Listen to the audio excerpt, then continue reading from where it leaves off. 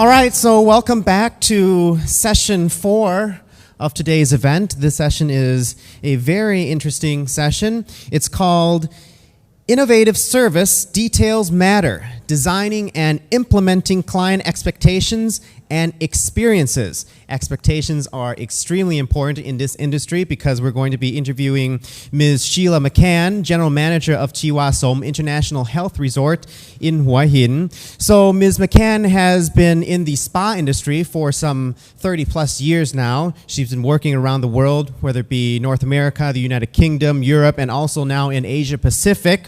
She holds an MBA in Leisure and Tourism from Oxford Brookes University. She's also on the board of the International Health and Wellness Association, or Alliance rather, and she also is the key supporter for Global Wellness Day for Thailand and a regular volunteer at the Preserve Hua Hin supporting mangrove reforestation, so we'll be talking a bit more about that in the interview sessions. Please welcome now Ms. McCann.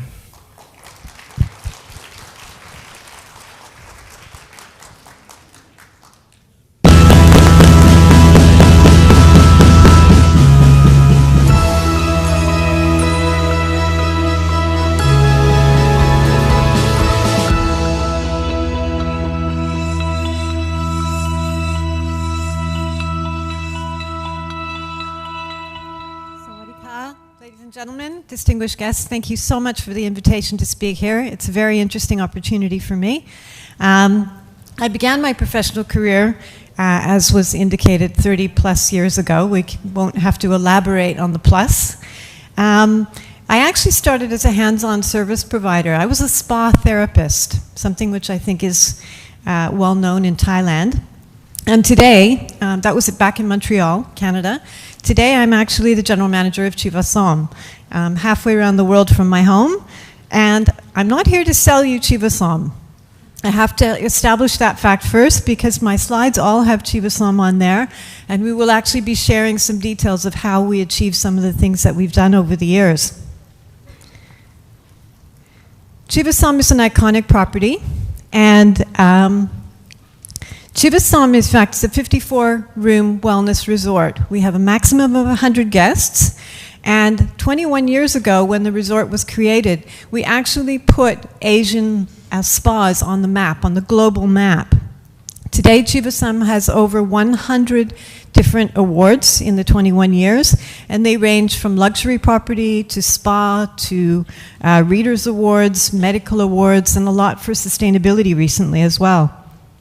Chiva-Som has been in the top 3 of the Condé Nast Traveler Awards every year since it started 19 years ago. And this year, I'm very proud of my team to say that we actually got the top Destination Spa Award again, and that's the 3rd time. We recently ranked number 17 out of the top 100 the top 20 hotels worldwide. And we don't even consider ourselves to be a hotel. We're really about the destination wellness. We as a resort property have 54 rooms, but we have 76 treatment rooms. So the treatments are the real reason why people come to Chiva-Som. We command the highest average rates in the industry, and we enjoy enviably high guest repeat ratios. So we have a lot of regular guests. And from those regular guests, we learn a lot. We still want to be a driving force in keeping Thailand at the helm as far as health tourism. And I was so excited to hear Kun Janchira's speech this morning, and I could understand the word sukhopab many times, and aging well. So I think that's great. It's a great vision. I think what's truly innovative about Chiva-Som is that we offer a unique value proposition for each and every guest. Everything we do is customized or personalized for our guests. And I think that gives us some very interesting insights. Chiva-Som is a very purpose-driven culture in the concept of things, in the grand scheme. But there are certain things which make it unique. We have a great balance of the health and the holiday experience. We customize and really ensure the privacy of our guests. There's a real Thai touch in the caring, experienced staff that we have. And we have over 400 staff, so I have a very big team to look after in addition to my guests. We run a 4-to-1 or 5-to-1 staff-to-guest ratio, depending on the time of year and the seasonality. And there are over 200 services on the menu. So that's a lot of things to keep track of, from my perspective. At the heart of every good business is a clear sense of purpose. And I think Roast gave us a very clear indication of theirs. I thought that was a really enjoyable presentation. But purposeful engagement is the key to success. But if you have purpose, but you don't have heart, then the service businesses are lost. Service loses its commercial value, its distinctiveness, and in some cases even its integrity without some kind of heart. Service is reduced to a commoditized transaction. If you lose the heart, you have a simple exchange, which is easily beaten on price, margins erode, and basically the whole or the full value cannot be realized.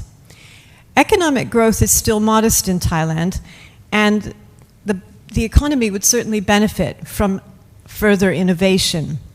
Services are of primary importance in Thailand because they represent approximately 45% of the GDP and 50% of the employment in the workforce. So service economies, service employers are a really, really, really important factor here. In our case, we use personalization.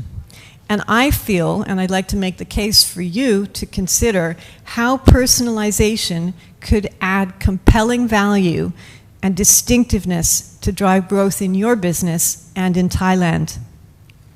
And I see this being appropriate to the tourism industry, but I see it to other service industries as well. My mission today is to share some of the culture and some of the framework that we use to innovate and in turn build the trust and ultimately the guest loyalty that we enjoy today. As we come of age at age 21 at Chiva-Som, we also need to consider refreshing and remaining relevant. So we've spent the last couple of years doing a lot of soul searching and really digging into and understanding the business so that we can go forward in a much more competitive marketplace today. We compete not only for people's share of time, but we compete for their share of attention and their share of wallet. So to innovate really is imperative for all of our businesses to remain relevant, and we'd like to remain relevant for at least the next 20 years.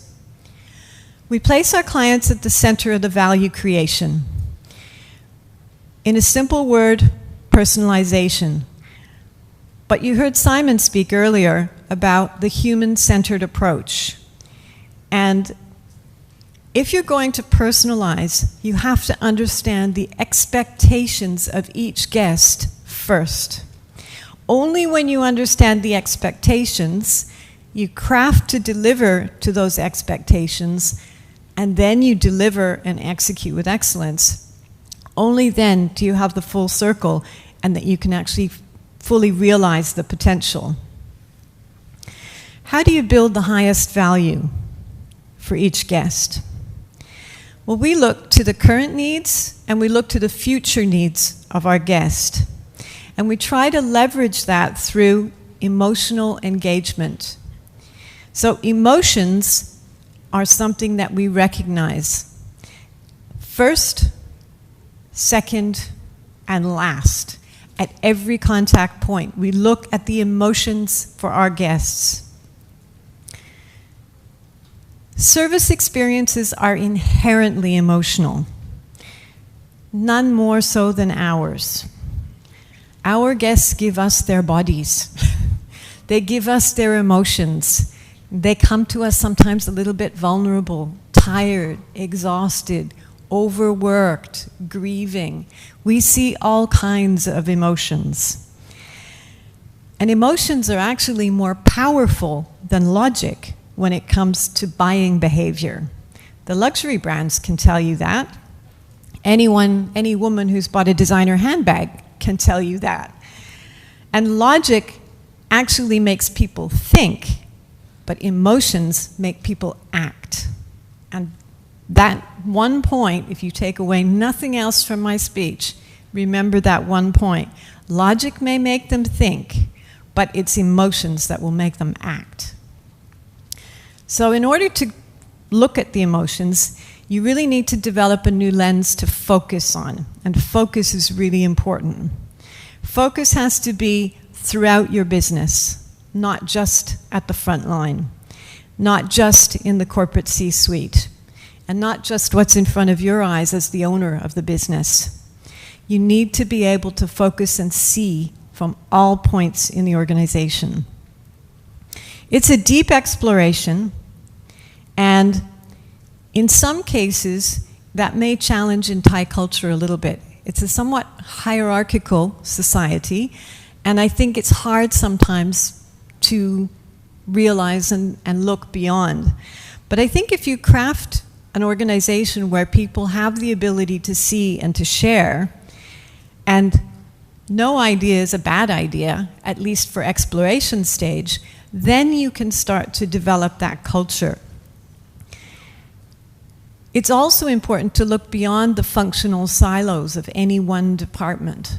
And all of us set up departments for efficiencies, which means they have a silo effect. So consider within the culture how you can look to your business and develop your people to make them think strategically and observe things at various contact points in the business. So here we are. Emotional drivers are more significant than rational ones. Today, I think, again, Rose's presentation was a real example of that. Guests are seeking a higher meaning in consumption today. And when we deal, as I mentioned to you, with guests with many different emotional backgrounds, we don't always know what they bring to the service encounter. And so we need to really have a radar out there for what people are feeling and what they're thinking. And very often, issues like pride, self-esteem, and self-image come into our equation. But I think Chiva-Som is a living example that you can go beyond hierarchies and you can do things extremely well. And I think the secret in Thai culture is a really big advantage, and I've worked in almost every country in Asia at some point in time, either for a short period or a longer period.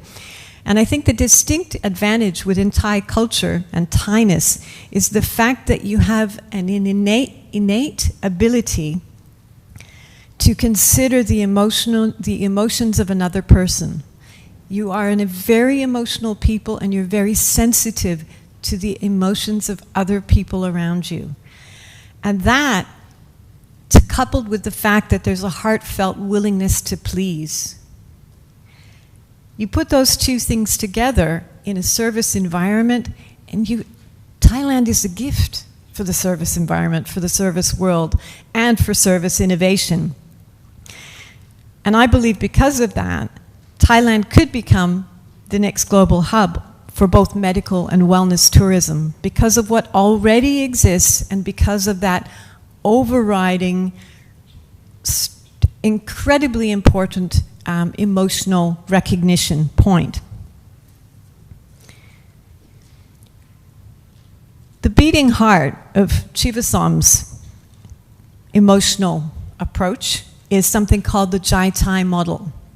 Now, when I first joined Chiva-Som, and I was spending a fair bit of time trying desperately to learn, I kept hearing Jai, Jai, Jai. And every time I asked, I got a different answer, because Jai was connected to something else. Pum Jai, Tok Jai, Nam Jai, whatever. And I got very confused in the beginning. But the Jai stayed with me, and I kept asking. And eventually, when I learned it meant heart, and we were putting together our program for service culture, a refreshed program after 20 years. The name Jai was a completely natural thing. And if you look at the very top of the chart, you see on the left-hand side, innovation sits very near the top. People need to understand that that is an important part of our business. Chiva-Som is basically at the convergence point of 3 different service sectors. We deal with wellness, we deal with luxury expectations and hospitality, and then of course tourism. And as a service business, it's very complicated because within the wellness aspect, we have 6 different modalities with specialists in each area: fitness, physiotherapy, holistic, energy medicine, nutrition, spa, aesthetic beauty. And all of this is sitting on top or within a typical resort setting. So it's a complex business. And I can't go into all of the service innovations that we've done in some of these areas because there's science behind it, there's all sorts of other things going on. But what I thought I would do is pick out those things which I felt I could share and explain easily and illustrate what's important to us and what makes us special. The emotional aspects of what we do are actually amplified within Chiva-Som. Our guests are not always fully dressed. They may feel a little bit uncomfortable about the cellulite, about the 6-pack that they lost, that they haven't found for a little while.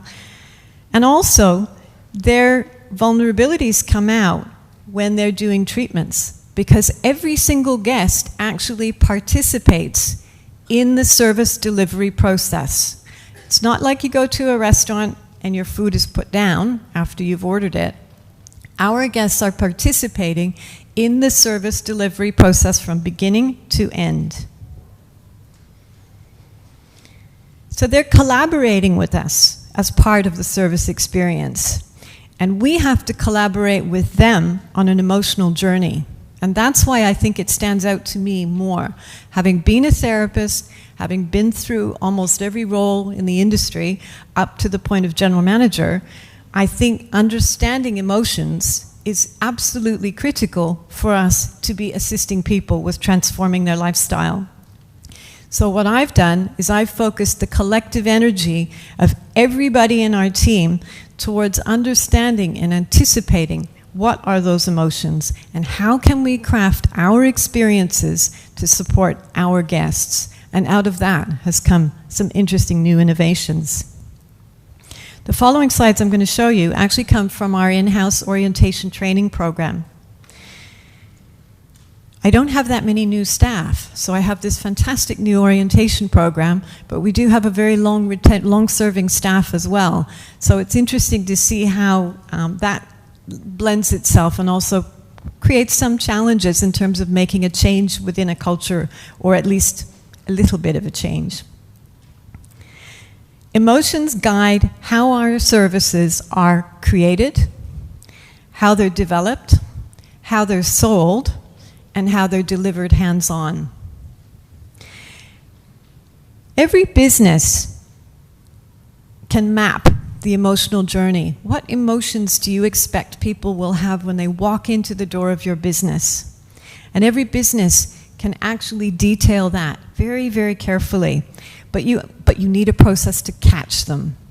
So your process of guest feedback or client feedback, how you capture information from guests, and where you store that information, if you store that information, is really of great significance in the business. Here's another slide from our training. From the moment the guest arrives, we ask our staff, how do you think that guest feels? So they are tuned at any moment to pick up on what that guest is feeling, what might be important to them. Have they had an overnight flight and no breakfast? Do they need a shower? Are they tired? Do they need the bathroom first? All the things that should be considered need to be picked up. We talk about travel as trauma as well, because very often guests come in and they have been slightly traumatized by their experience.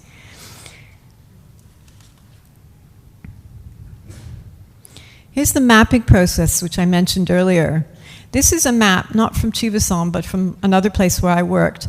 And what you see here is a list of contact points.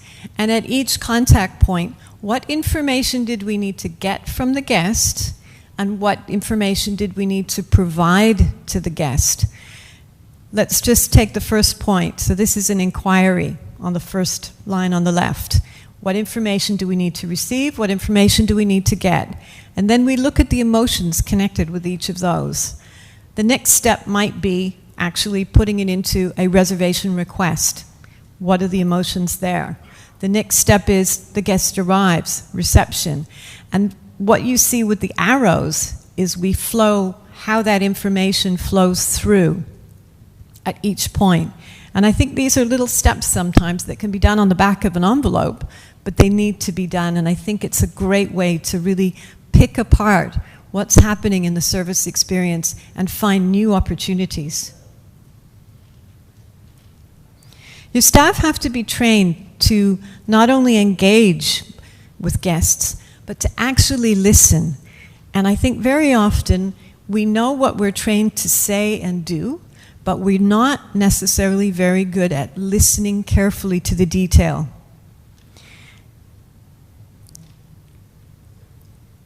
The language that's used is incredibly important for the guests as well. This slide talks about the treatments that we do, and you can see again with emotions, you have on the, it's Maslow's hierarchy of needs. Does everybody know what Maslow is? The triangle, and at the bottom is the basic needs, and then as you go up, you get more and more and more towards fulfillment.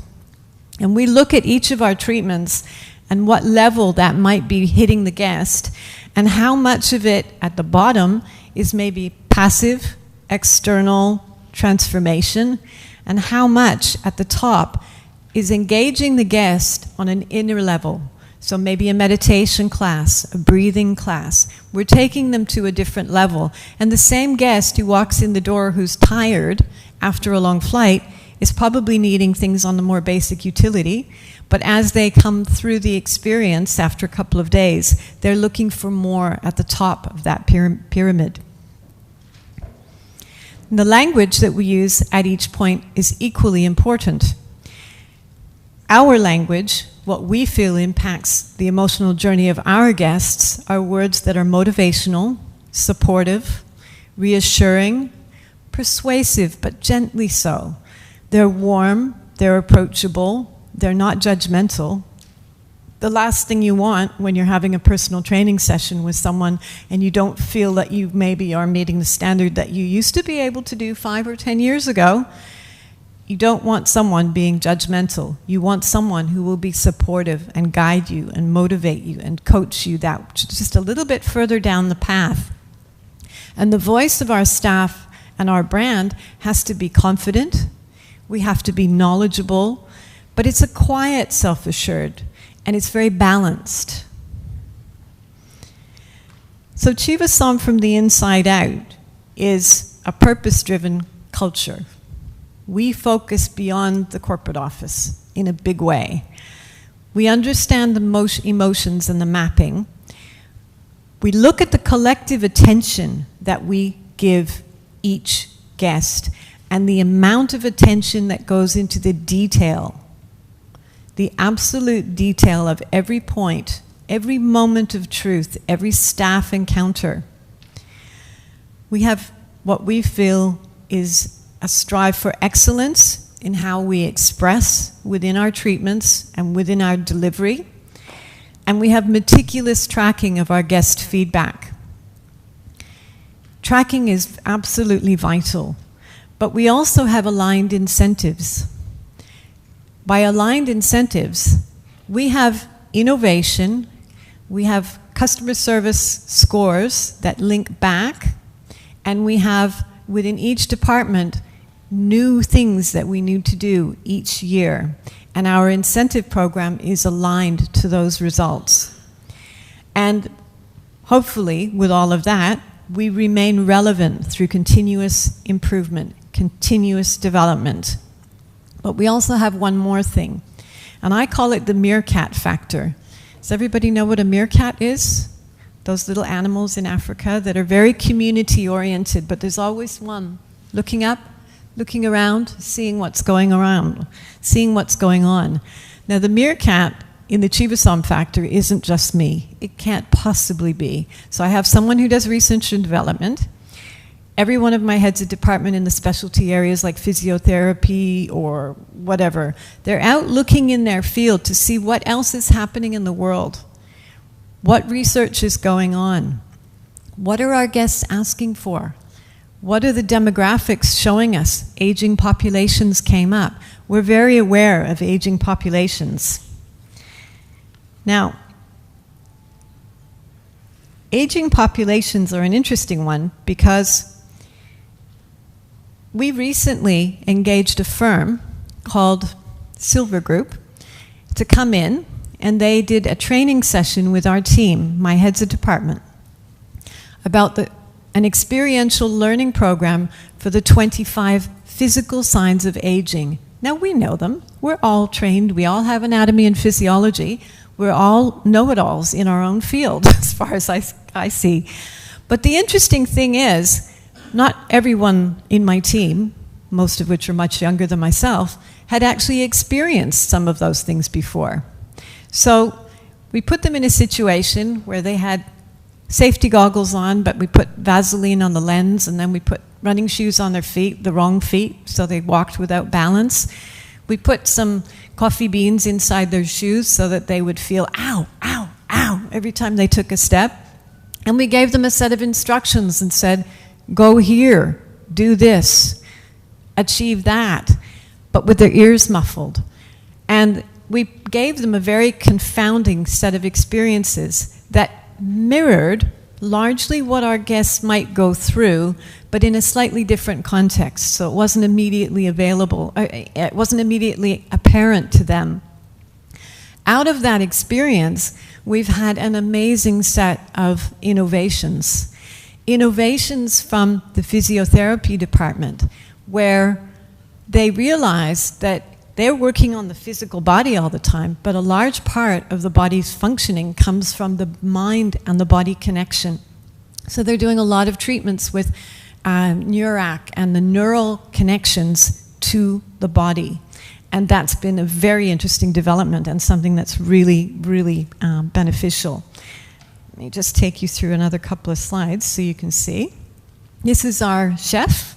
Actually, he's our culinary director now.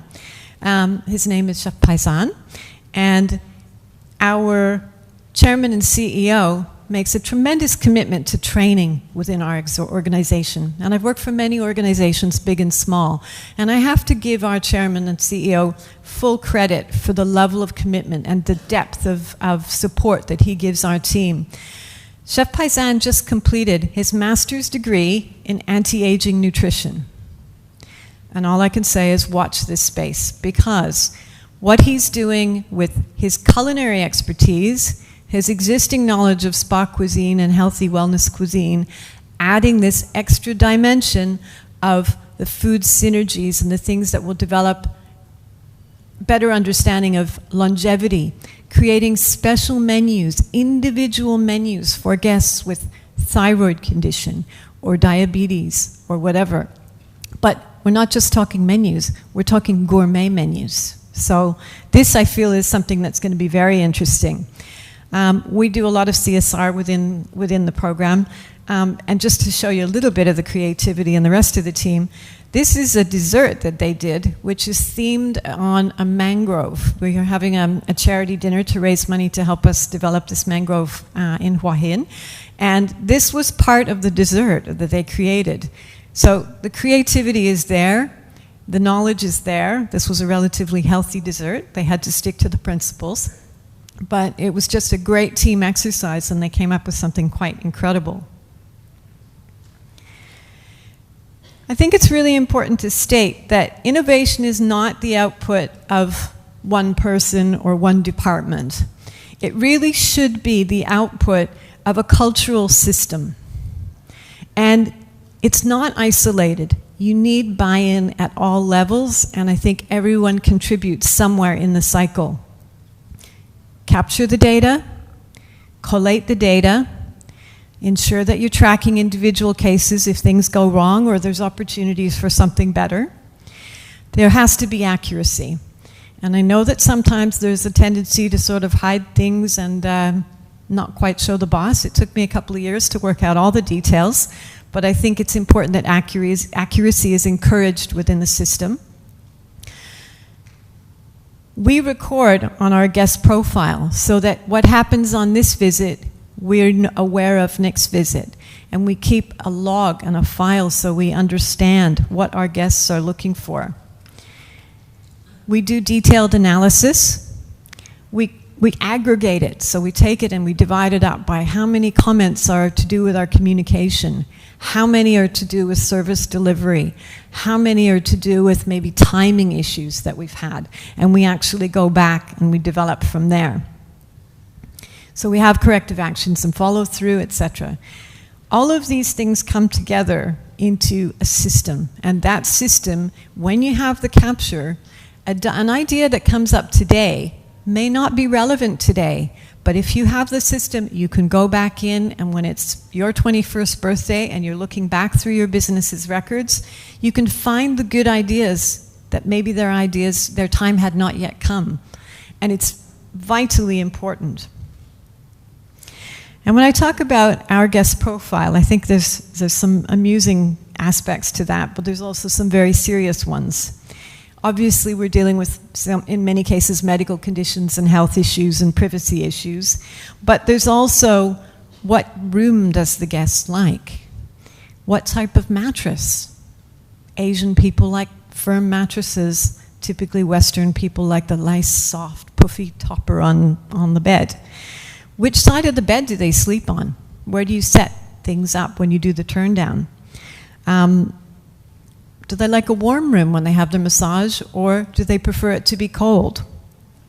What are their favorite foods, so that chef can come up next visit and say, oh, I made this special lemongrass and coconut sorbet just for you. I remember you liked it last time. Wow.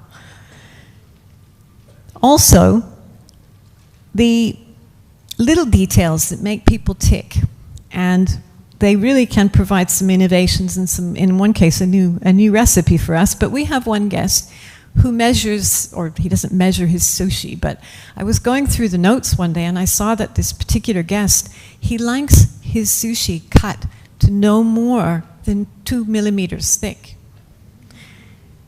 And this is recorded. This is in the system. And I said, somebody's got to show me what 2 millimeters is. Well, when the chefs went off and they were preparing it, they actually did a beautiful, very fun little display, just for me, as a bit of a joke. And I said, do you serve it to the guests like this? They said, no. I said, why not? This is fantastic. This is incredible. Okay, 2 millimeters and no thicker, otherwise that guest will complain. But we've developed new recipes out of little details like that. So nothing is lost with us. We're about to strengthen our guest contact point even further. As a 20-year-old property, we have reservations in one end of the building, and then when you have your reservation for your room and you want to book for your next services with your favorite massage therapist, they're in another office somewhere else. Somebody else tracks all the detail. And it gets very complicated, and sometimes there's a little bit of a delay between the response times. So we're bringing them all together into one center. And this is going to be called the Gem Center. Gem because we think our guests are precious gems. And the second point is, it helps us manage the guest experience better. And I believe that's going to be something that will give us a new level of responsiveness, but also more detail, richer detail, to be able to develop our products and services better. Because we have that level of detail, we recently released 5 new retreats.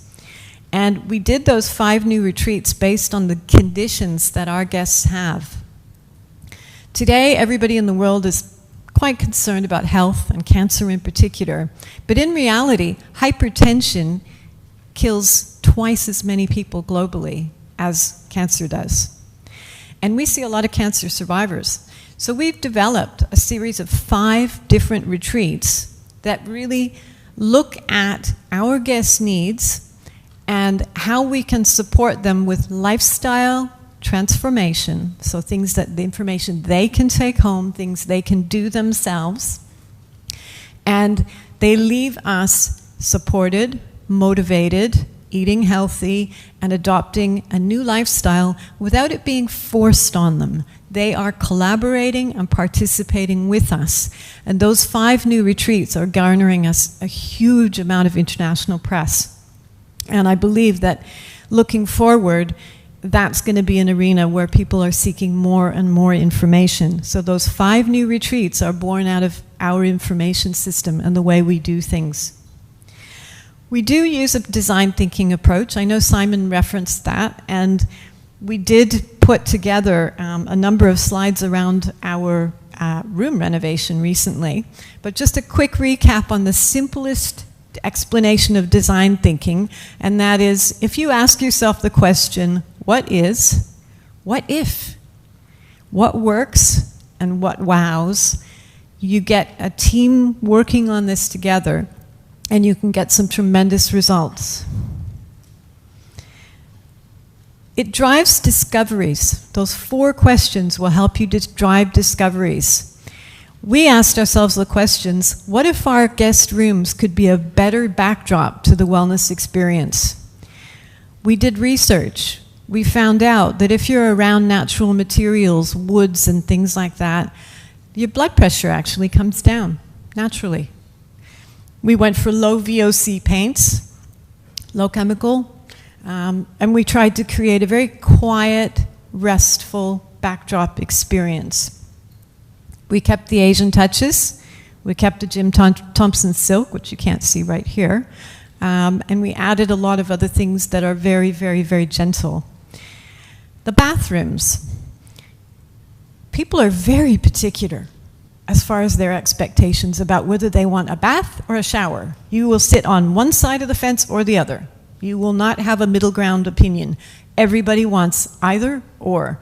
So for as many rooms as possible, we decided we'll put both. It's easier. But we started the exercise with 58 guest rooms, and we actually made a commercial decision to sacrifice 4 rooms in favor of giving as many guests as possible the choice of the bath or the shower. We end up with more couples staying with us, which is very interesting because double occupancy commercially is better for us than single occupancy in the same room. And in actual fact, we hadn't really realized the impact that a couple come and stay, she wants the bath, he wants the shower, and they end up bickering, so they decide they'll come in on their own. They won't come together necessarily. We also know that our guests change about 5 times a day. They have 2 or 3 exercise classes, they have a massage, they go to the pool, they go to the beach, they go for a run, and they're changing 5 times a day. And 2 people running in and out on different schedules. There was no dressing room. There wasn't enough room for their luggage. So we sacrificed again, and we created a whole dressing room. And we gave separate his and her sinks. They face each other. There's an open panel in the middle, and the guests can talk to each other so they don't feel like they're partitioned away. But this is an innovation. I haven't seen a dressing room facility like this in a resort setting before, and it's been incredibly well received. And this is the wow at the moment. It's a really big wow for our guests. At my age, I also realized I need glasses. Even with the large font I put on this, I couldn't quite see it. So one of the things that I said, what would impress you when we were having our little brainstorms? Well, I can't read the labels on any of the amenities in any hotel that I've been to, and I've almost put body lotion in my hair a couple of times. So we came out with our dispensers, they're about this size, and the lettering on there is this size. And everybody loves the fact that they know exactly what's in each bottle, and also it's far more sustainable than us putting 100,000 or a few 100,000 little plastic bottles into the garbage and the waste stream. So this has been a great move for us. I think in closing, we really need to consider that people define their life today by how they feel. And they define the quality of their life by how they feel. And if we can make people feel better about themselves, in our space, they want to come back. And it really looks to that personalization, that human-centered approach, the Jai-Tai, and it demands commitment. It demands commitment every day. I know, I work 6 days a week, often 12 hours a day, because of the demands of the role. I love it. I have the best job in the world. But I think an embedded culture helps you drive discoveries. You uncover things you didn't know about your business. And you can see needs and motivators beyond the behaviors of the guest. And also, you can look to the long-term future of the relationship with that guest. I think that's just about everything from me today. Let me double check. ขอบคุณค่ะ My email is at the bottom in case I can be of any assistance to anyone. And maybe we see you one day at Chiva-Som. All right, well, thank you so much, Ms. Sheila McCann. Another big round of applause for her, please. Very interesting stuff there. So this session will be an interview session right now. So talking about your experience in the spa industry, you probably have some very interesting experience. What are the main challenges? We have a chair for you here. Oh, I'm okay, thank you. Okay. Thank you very much. ขอบคุณค่ะ What is the challenge, the main challenge in the spa industry for you, actually? I think internationally, massage is one word, but it means many things to many people and to many different cultures. So understanding that as a start point, I've probably had a lot of discussions with people to try to really understand what people mean and what are their expectations. And in many cases, unfortunately, I have to say a lot of Europeans coming to Thailand, their expectations are not always wholesome. And I'm usually the first person to be presented up in front of the guests to discuss with them what is and is not appropriate. So. Okay. What is if you could share with us, what was the weirdest experience that you've encountered there? Gosh. I think watching a chameleon change color behind the guest who I was telling off about his inappropriate behavior with the kids. Oh, and then started changing colors. It was like poetic license. It was very funny. Very interesting. Could you talk more about the Preserve Hua Hin project? Because you were telling us about the sort of like the CSR, about that too, in that aspect. Chiva-Som's very quiet, and I come from maybe a different perspective internationally, and I look at all the things that we're doing from a CSR perspective, and I'm sort of keen to tell everybody about it, but there's always sort of a quiet, understated approach within the brand. Preserve Hua Hin is a foundation that was set up more than 12 years ago, I believe, by Kun Bun Chu. He was our founder, and it's been maintained and very much kept alive by Kun Krip Rajanastyan, his son. And under that umbrella community foundation, we do a tremendous amount of work in the community. We go up to some of the Karen Hill tribes and we do medical missions. So in our off-peak season, we send physiotherapists, acupuncture, pharmacists, nurses, health advisors, and usually a fitness instructor so we can keep all the kids busy with games. And then we get the mums and we're able to go into some good health information sessions. Last trip we took Gardner as well, and he brought up some plants, some healing medicinal plants, and we taught the local people how to plant, look after them, and then have first aid on hand. Okay, and this is you doing the CSR with the Mangrove Project in your 12-hour-a-day work schedule. You still have time for that. I mean, out of the work schedule as well, right? We encourage our staff, and every single department within the organization has a project every single year, and they own the project, and then I get a chance to go out with them. It's a great opportunity for me to spend time with the team, with a huge team of almost 400 people. It's difficult to get to know all of them, but we do everything from the gardening team have a couple of schools that they do organic gardens in. there are many, many, many projects. Well, you're working in Thailand, and one of the points that you touched upon was the hierarchical society. Now, does this present to you any challenges with training or with innovation within Chiva-Som itself? No, I think training and innovation, we have almost like an innate mentorship program. Okay. One of my big problems that I'm going to be facing is that a lot of my staff are going to be coming up for retirement. So I have to gear this very quickly towards bringing in the new replacements and bringing them up to the level of emotional intelligence and technical competence. So we have that transitional phase. Yeah. Well, there's going to be a big change then. Any questions from the audience members? Anyone? Oh, right there. Yeah. Hi, Sheila. Here, over here. At the back. Back there. You talked a little bit about your 400 staff members, that there are long-term staff members. How do you deal with, I'm sure you have a certain number of bad apples. How do you deal with that situation? Subtle peer pressure. I did have to make a few changes. I think after a while, sometimes people get a little bit complacent. And there was an interval period between my predecessor leaving and me joining. And I think there were maybe some little power vacuums. It took me a little while to understand all of them. Our owner asked me specifically to go in with a very gentle approach, to look after people, save everyone you can. I had a brief which included looking after the trees, because his father either planted them or was very passionate about the trees. Basically, save every staff member you can. If they're not in the right job now, find the right place for them.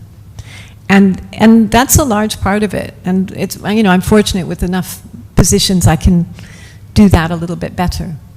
Well, human resources is actually extremely important when bringing in people, because this is a business where experience is everything, right? Experience and integrity, because I have 76 treatment rooms, which means every hour of every day I can have 76 people in a room behind closed doors with a guest with no clothes on or little clothes. So the trust factor and the way we conduct our business has to be very, very high integrity. So there's a zero tolerance for no integrity. Any other questions? มีคำถามไหมฮะเป็นภาษาไทยก็ได้นะฮะเดี๋ยวแปลให้ Well, I guess that pretty much wraps it up. Then thank you so much, Ms. McCann, for that insight in Chiva-Som. Big round of applause for Ms. McCann, please. Thank you. Thank you so much.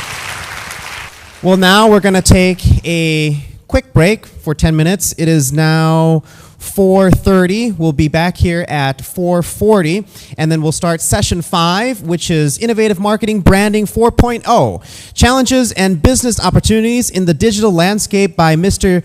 Prachad Isarapakdi, who is the CEO of Brand D Corporation Bangkok. So we will see you in 10 minutes.